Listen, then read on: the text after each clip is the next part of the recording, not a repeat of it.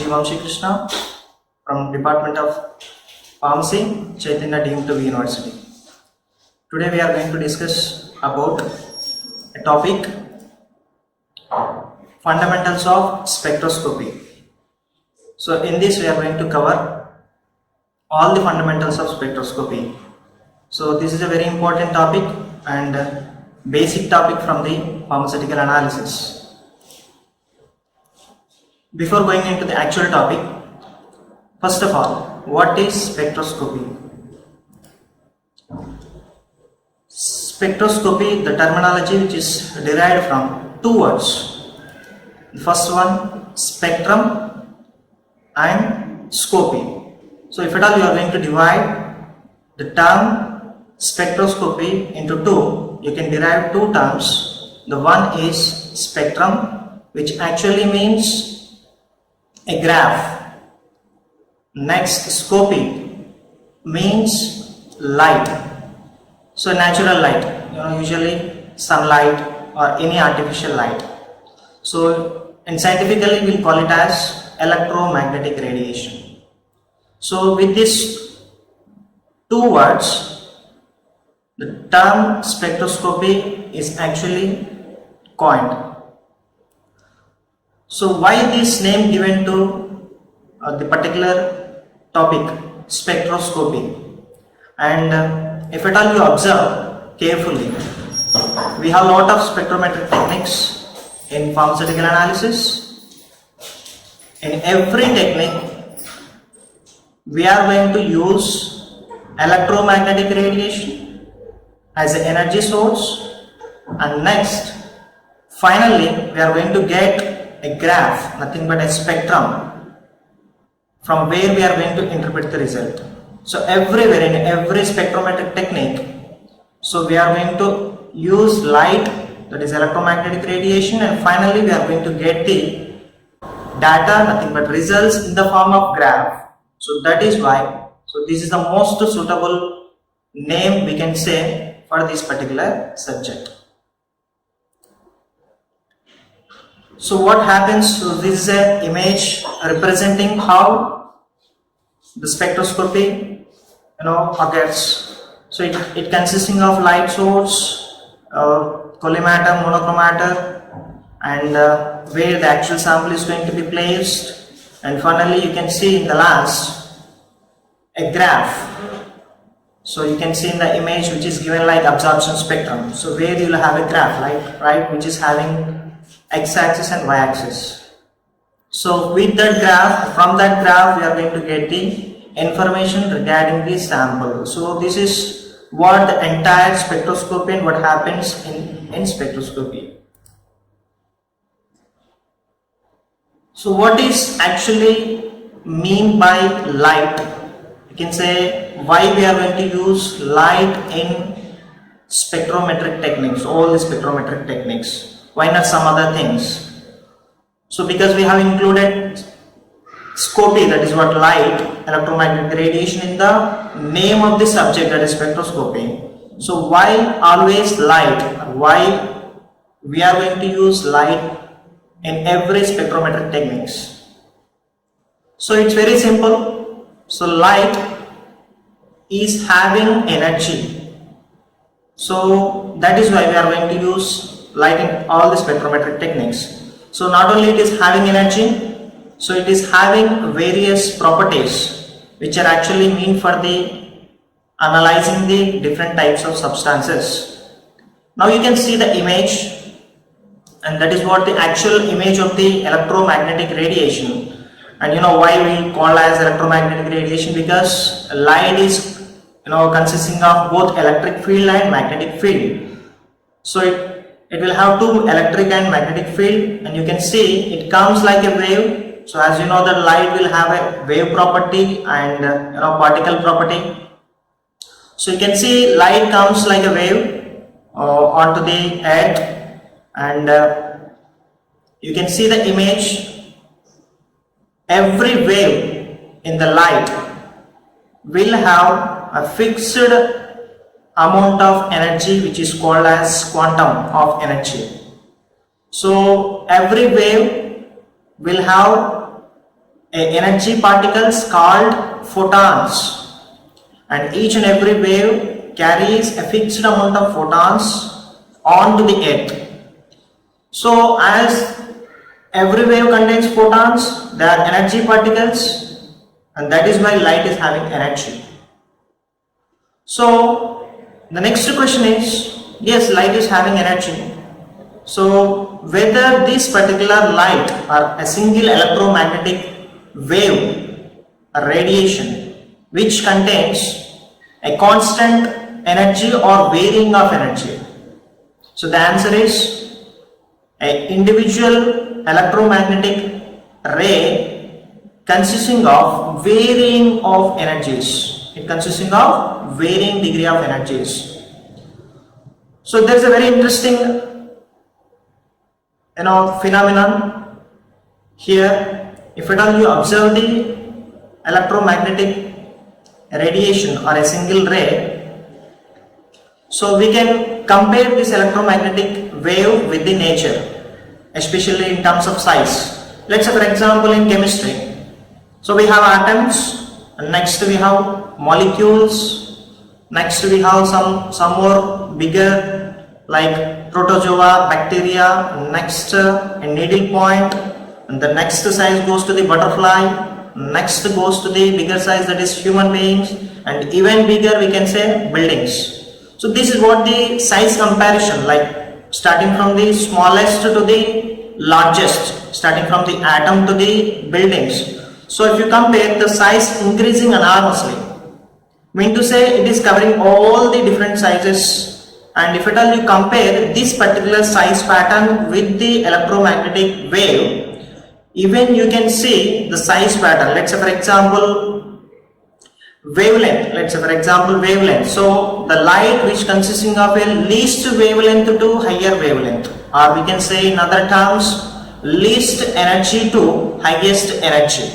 So the point is, the individual ray covers the entire energy range, same as that of atom to buildings, as it is covering the entire size. The same way, a single electromagnetic radiative wave covers the entire range of energy, that is smallest energy, lowest energy to the highest energy.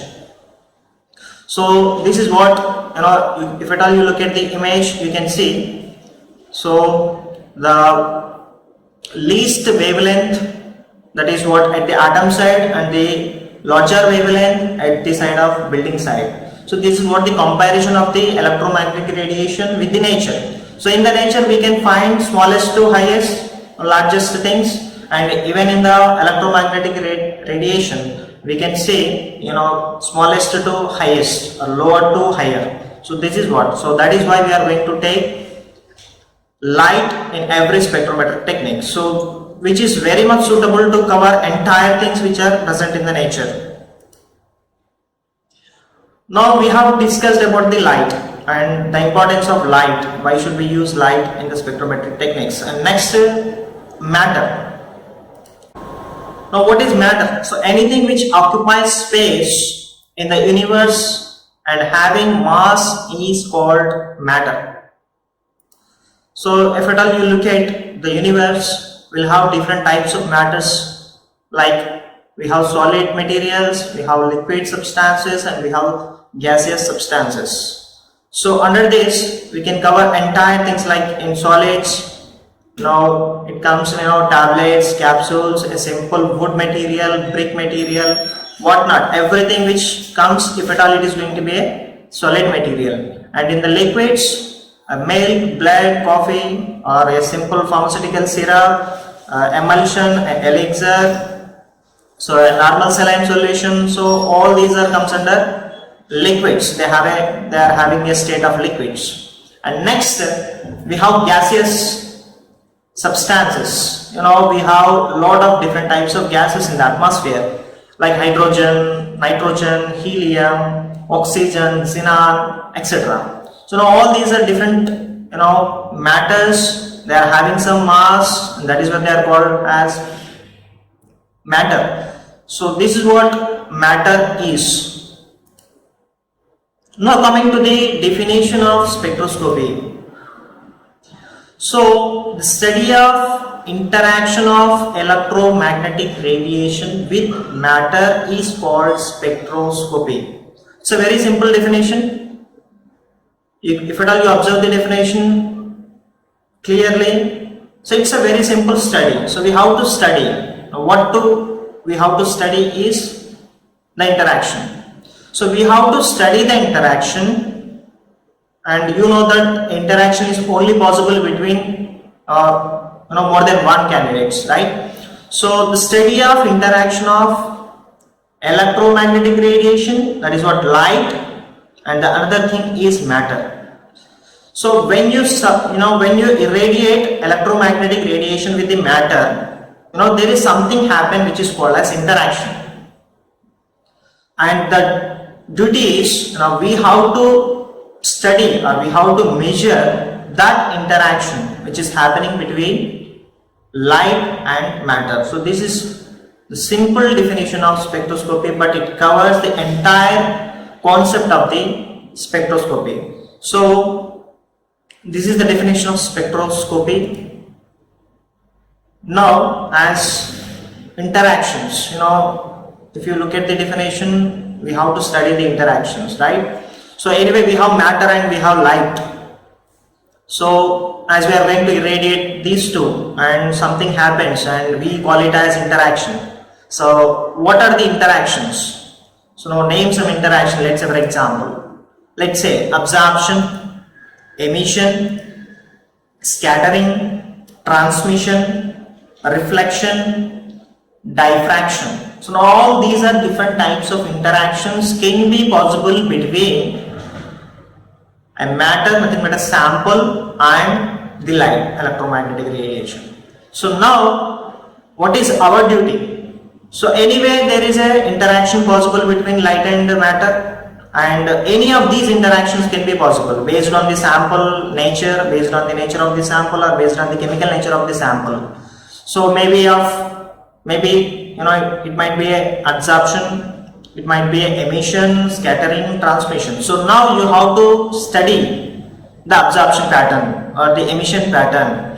So how much of the light is going to be absorbed by the sample, you have to study or you have to measure. Then you will get some information regarding the sample. So this is what analyzing the samples with the help of spectroscopy. Next, you have to study or you have to measure the amount of light which is emitted by the sample. So this is nothing but emission.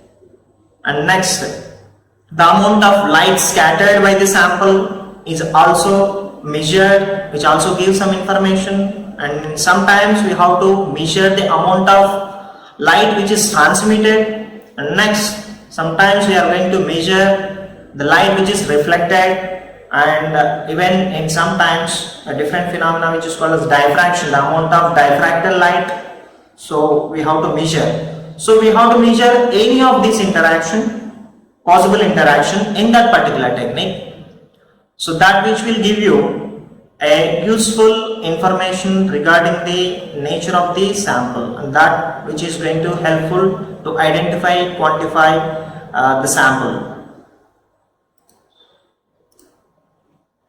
Now, in order to understand the concept of interactions in a more in detailed way, so we'll take three basic things observed in our daily life. So I have taken three examples, like a very simple mirror, a black sheet, a black paper sheet, and a plain glass window. So now these are the very simple things observed in our daily life, day-to-day life. Now what happens? Let's say for example, let's interact these three materials with the light, a very simple light. You take a torch light or whatever, you just irradiate the light on three different materials. You just irradiate the light on mirror and you observe what happens. At the same time, you just irradiate on the black sheet and see what happens, and next in the same way you just irradiate on the plain glass window. So It's a very common thing we observe in our daily life. As I said, it's a very simple thing. Let's say, for example, what happens if at all we irradiate light on mirror? That it's very simple. It just reflects, right?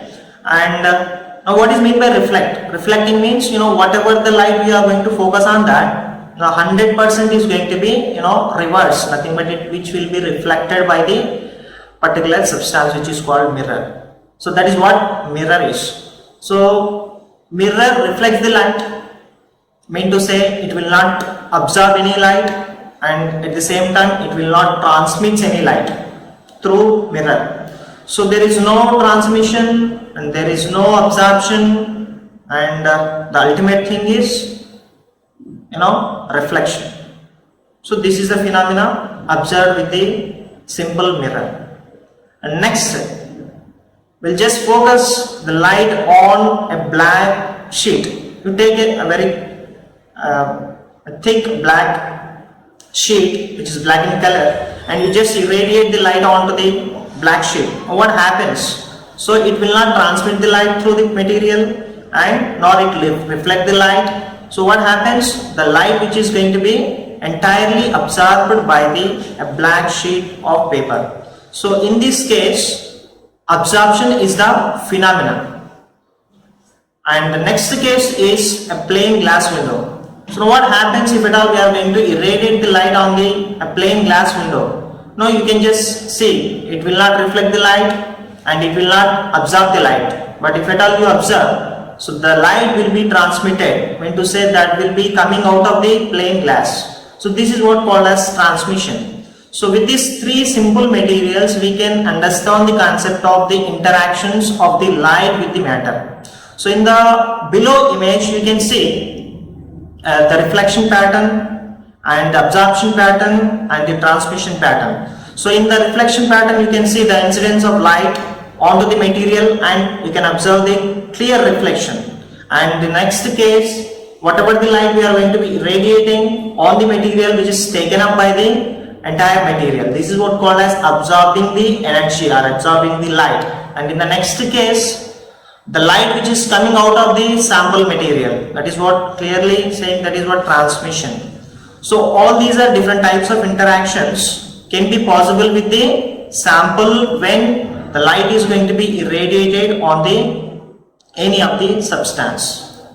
So in the following image, you can see, so at the right side you have a sunlight which is said to be a natural light. In the left side you can see artificial light which is coming out of the lamp, right? So everywhere the light is coming and which is interacting with the different types of material which are present around the environment. So you can see we have a chair, and on the wall we have a mirror, and there is a person wearing different types of clothes of different colors. So what happens? Let's say for example, in the left side you can see a mirror. So what it is happening? So the light which is irradiated on the mirror, which is completely reflecting, you can see in the image. And next, the light which is focusing on the shade, which is absorbing some amount of light and which is reflecting some amount of light. And you can see a plain window which is there, and the light which is going to be transmitted through the window. You can clearly observe the light which is crossing the plain window which is coming out. And in the right side you can see we have some plants, and we have a snow, and we have ground. And what is happening? The plants are going to be absorbing the radiation, that is what absorption phenomena. And the snow, sometimes it is going to be scattering, and how it will look like shiny. And the ground material, obviously it absorbs some light, and that is why it heats up. So this is the different types of interactions possible with the surrounding materials. Now what happens really, like when the sample irradiated by the light, what exactly happens, what really happens? So if at all you go more in detailed way, you can see the light energy comes in quantized units, as I said, which is called as photons. This is the one thing. And next, the molecular energy also comes in quantized units, or nothing but quanta. So when a molecule absorbs a photon energy, so the photon energy to reach an excited state of some material. So the energy of the photon which is absorbed by the material, so obviously the energy is going to be increased. So what happens, the sample from the ground state will be goes to the next level of energy which is called as excited state. So in the image you can clearly observe. So let's say for example take an electron which is present in the orbital, which is present in the ground state, actually which is having its own energy, and if at all we irradiate a photonic energy onto the electron, what happens, the energy of the photon is going to be absorbed by the electron, and the electron will be shifted to the next level, that is what excited state. So there is a change in the energy level, you can observe very clearly in the diagram. So in this way, the transmission of the energy will take place after the absorption of photonic energy by the sample material. So the next question, why should we measure an interaction in spectroscopy? As I said, everywhere we are going to study the interactions. So why should we measure? Because spectroscopy is used in physical and analytical chemistry. So not only in this, we'll use this particular subject in various fields, and molecules, they have unique spectra like a fingerprint. So as you know that we have our own fingerprint, and our fingerprint will not match with any other candidate. So we can say a unique thing is fingerprint. So same way, each and every molecule which is present in the universe will have its own chemical composition. Mean to say, will have its own chemical structure. So no two compounds will have same molecular formula, no two compounds will have same molecular weight and same molecular structure. So we can say they are unique. So each and every molecule is unique. So coming to the spectroscopy, finally after irradiating the substances with the light, you will get the absorption spectrums or what different types of spectrum, and those spectrums are very much unique. So no two compounds will have similar spectrum. Let's see Glossary of Spectroscopy, basic terminology used in spectrometric techniques. First one is wavelength. So this the distance between successive grids of a wave is simply called as wavelength. So the units given, as it is a simple distance, we can give nanometer, micrometer and centimeters like that.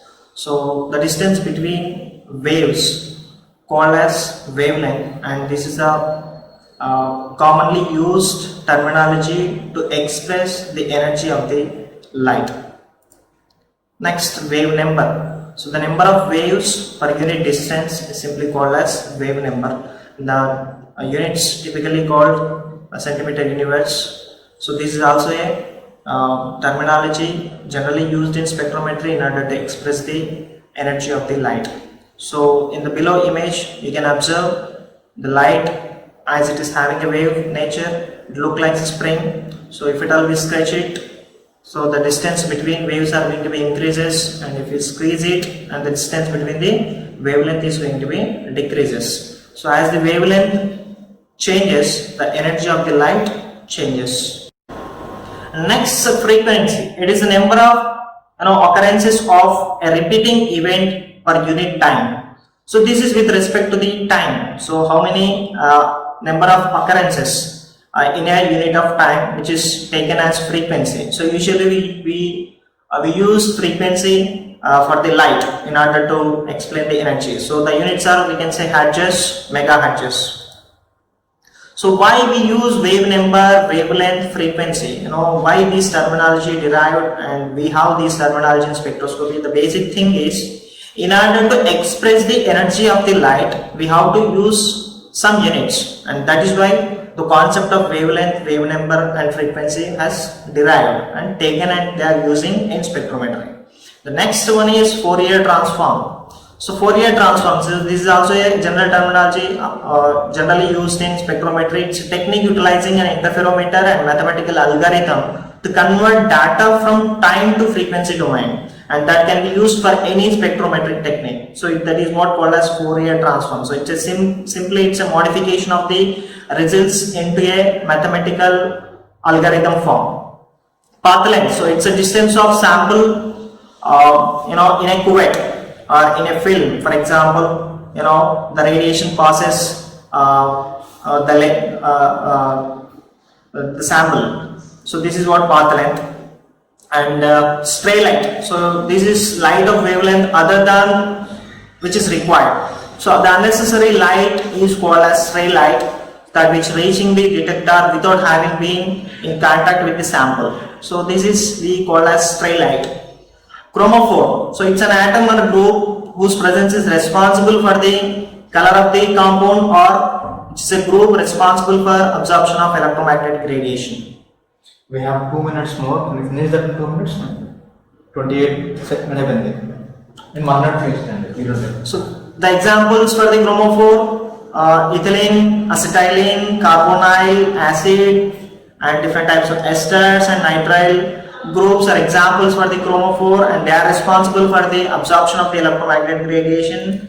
And axochrome, it's a functional group of atom, and with one or more lone pair of electrons when attached to chromophore, which alters both wavelength and intensity of the absorption. And you can see the examples like hydroxyl group, amino group, aldehyde groups. They are called as axochromes. When they are attached to a chromophore, they will alter the absorption of electromagnetic radiation. So next we'll see list of spectrometric techniques. What are the different types of spectrometric techniques we have? So I'll give examples for the different types of spectrometric techniques.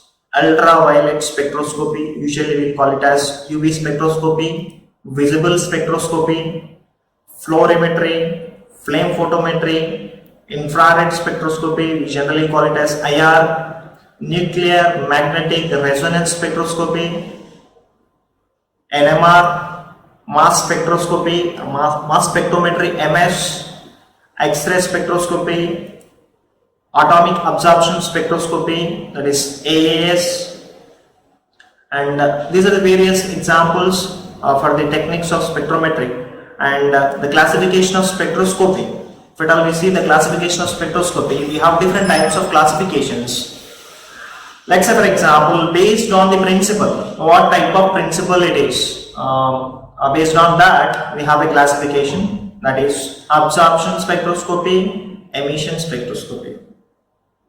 So as I said, if at all we are going to study or measure the absorption of the radiation, which comes under absorption spectroscopy, where the principle is going to be absorption, and if at all we are going to study or measure the emitted radiation, and that particular techniques comes under emission type of spectroscopy. We will see some examples. Comes under absorption spectroscopy. You can say UV, visible, IR, NMR. All these techniques, we are going to measure absorbed radiation. All these techniques we are going to measure only the absorbed radiation by the sample, and that is why these are the techniques comes under the category of absorption spectroscopy. The next, emission spectroscopy. The examples we can say flame photometry, fluorimetry, and phosphorimetry, atomic absorption spectroscopy. These techniques we are going to measure emitted radiation rather than absorption. We are going to measure emitted radiation which comes from the sample material. So that is why the principle in this particular technique is said to be emission. So these are the examples comes under emission type of spectroscopy. So ultimately the basis for this classification is what type of principle following by that particular technique, either absorption or emission. Next, we have another classification, that is based on level of interaction. So according to this, we have atomic spectroscopy and molecular spectroscopy. As I said, the light will interact with the samples, right? So the question is whether the light interact with the atoms or the light interacts with the molecules. Based on this, we have another classification, that is atomic spectroscopy and molecular spectroscopy. Now we'll see some examples under atomic spectroscopy. So flame photometry, atomic absorption spectroscopy. So these are the two techniques where the light will be interacted with the atoms, not the molecules. You know, the smallest units are called as atoms. So the light will be interacted with the atoms. So that is why these techniques comes under the classification of atomic spectroscopy methods. And next, molecular spectroscopy. So why we call it as molecular spectroscopy? Because the light will interact with the molecule. So entire molecule is going to be involved. So the example you can say UV, visible, fluorimetry, IR, NMR, all these techniques. In all these techniques, the light will be interact with the molecule, and that is why they comes under molecular spectrometric techniques. So that's for now. We'll speak more in the next videos. Thank you.